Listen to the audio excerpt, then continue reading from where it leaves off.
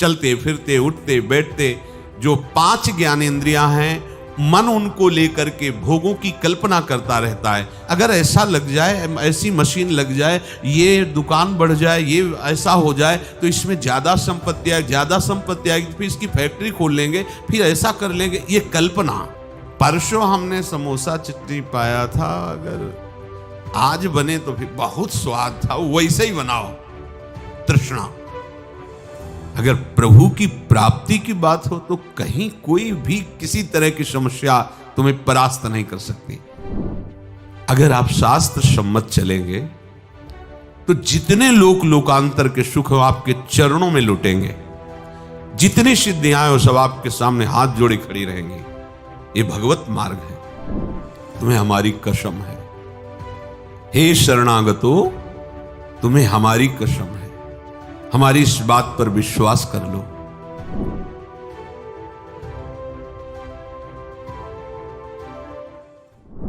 कल्पना।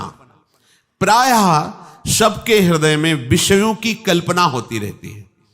चलते फिरते उठते बैठते जो 5 ज्ञानेंद्रियां हैं, मन उनको लेकर के भोगों की कल्पना करता रहता है। कभी रसेंद्री की कल्पना, कभी श्रवणेंद्री के भोग की कल्पना, कभी जनेंद्री के भोग की कल्पना, ऐसे ही कल्पना में घूमता रहता है। साधु कल्पना नष्ट करता है, वो कल्पना में नहीं घूमता, वो भावना में विचरता है। साधु और संसारी पुरुष में अंतर है, संसारी पुरुष कल्पना में विचरता है। अगर ऐसा लग जाए, ऐसी मशीन लग जाए, ये दुकान बढ़ जाए, ये ऐसा हो जाए तो इसमें ज़्यादा संपत्ति आएगी, ज़्यादा संपत्ति आएगी, फिर इसकी फैक्ट्री खोल लेंगे, फिर ऐसा कर लेंगे, ये कल्पना। ऐसा मकान बन जाए, यहां ऐसा ऐसा ऐसा, वो कल्पना में विचरता रहता है। साधु भावना में विचरता है, कल्पना में नहीं। कल्पना होती है मायाकृत सृष्टि की, और भावना होती है शास्त्र सम्मानित जो सिद्धांत है उसके अनुसार आराध्य देव की। साधु भावोत्सवेन भजताम रस काम धेनुम। साधु भावना करता है, कल्पना नहीं करता। साधु कल्पना को मिटा देता है। देखो, कभी कल्पना तो नहीं होती तुम्हारे हृदय में, भावना होती कि कल्पना। यदि कल्पना तो अभी हृदय संसारिक है, मिटाओ उस कल्पना को भावना के द्वारा। भावोत्सवेन भजताम। कभी ऐसा होगा क्या, किसी लाडली लाल कृपा करके हमारे नेत्रों के सामने आएंगे और हमें पुकारेंगे और कहेंगे तू मेरा है, देख आज से मैं तुझे अपनी सेवा में रखती हूं। कभी ऐसा होगा? कभी श्री जी अपने गले की माला प्रसादी हमें देंगे, कभी श्री जी अपना पाया हुआ पान प्रसाद हमें देंगे।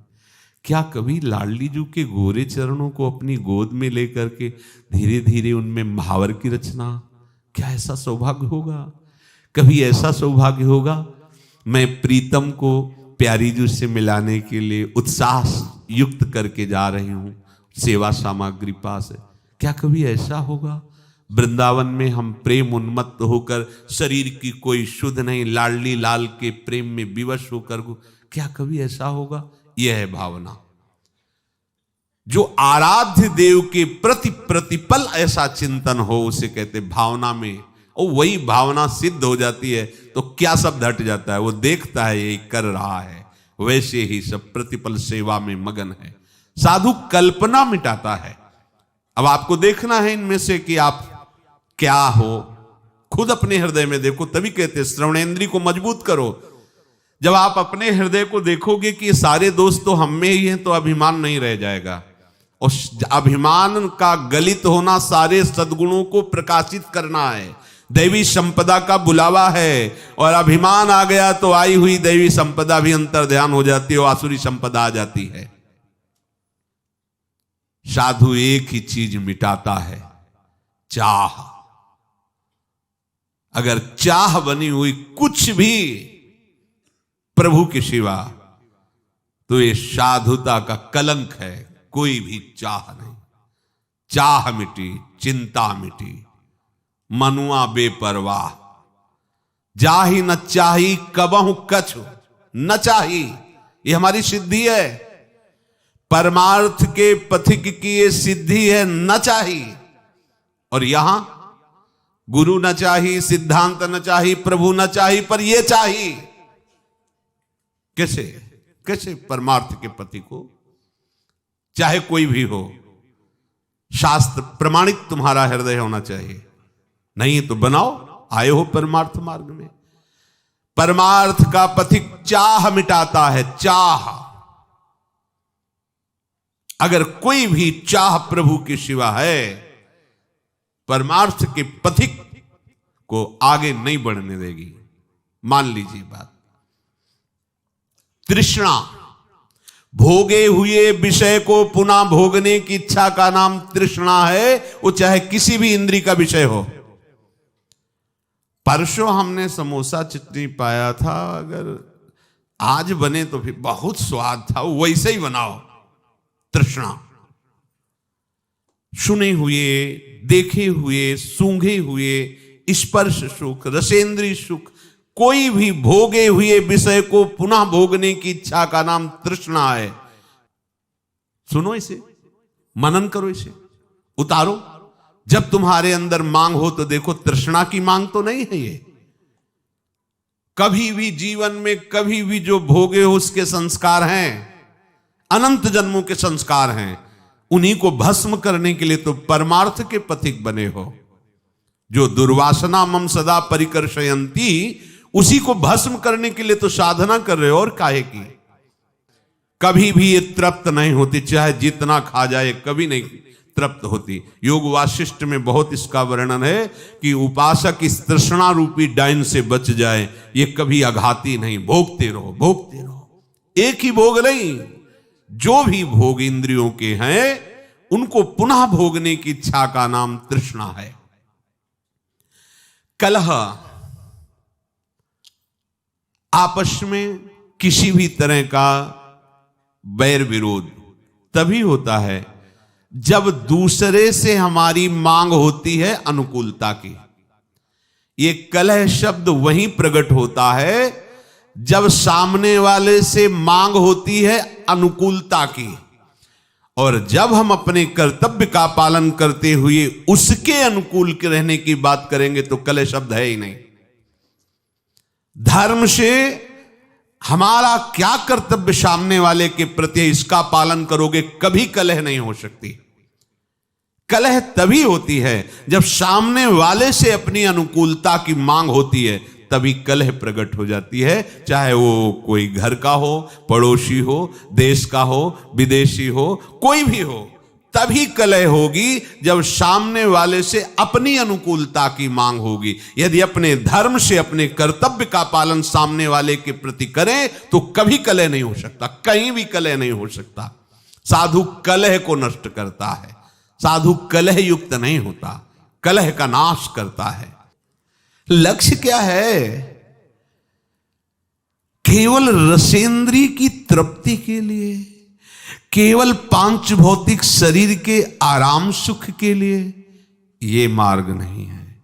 ये मार्ग तो इसी बात के मिटाने के लिए है, इसी बात के मिटाने के लिए। पर समझ कहां आती? समझ है ही नहीं।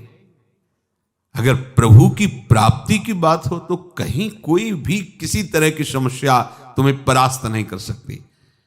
प्रभु सामने है ही नहीं, तुम्हारे लक्ष्य में ही नहीं है, तभी तुमको ये विषय अनुकूलता दिखाई देती है, तभी तुमको ये संसार सत्य लग रहा है। भूल मत करो, बहुत बड़ी भूल है। आशा भोगों की, जीने की, सुख की, मान की, प्रतिष्ठा की, साधु इसे नष्ट करता है, सजाता नहीं है। जब हमारी चाह ही नहीं है इस बात की, तो इसके विपरीत मुझे कुछ मिले तो दुख भी नहीं होगा, क्योंकि हमारी इसकी चाह ही नहीं थी। अगर है भी तो इसे मिटाना है, ये आशा हृदय में नहीं रहनी चाहिए। ना तो जीने की, ना तो किसी भोग सुख की, ना तो मान प्रतिष्ठा की। आशा ही परमम दुखम, नैराश्यम परमम सुखम। इस मार्ग का उपासक आशा को नष्ट करके नैराश्य में बदल देता है। उदासीनति रही गुसाई, कहां समझ में आता है? क्या सुना है? कहां उदासीनता जगत के प्रति है? नहीं, भक्ति के प्रति उदासीनता है। सिद्धांत के प्रति उदासीनता है, और जगत के भोग ये मित्र लगते हैं, ये प्यारे लगते हैं। आशा का नाश करो, तभी साधु बन सकते हो। जिस मार्ग में आप चल रहे हैं बार बार नहीं मिलता, और ये मार्ग ऐसा नहीं है कि आप आराम से मुस्कुराते हुए चले जाओ। नहीं, यहां बड़े बड़े चोर लगे हुए हैं, ठग लगे हुए हैं, फुसला के बहाने से आपकी सारी अध्यात्म शक्ति को लूटने के लिए वो तैयार है। थोड़ी भी अपनी मान्यता और आग्रह आपको परमार्थ में नहीं चलने देगा। मान लो ये परमार्थ खिलवाड़ नहीं है, बहुत सुंदर खिलवाड़ है।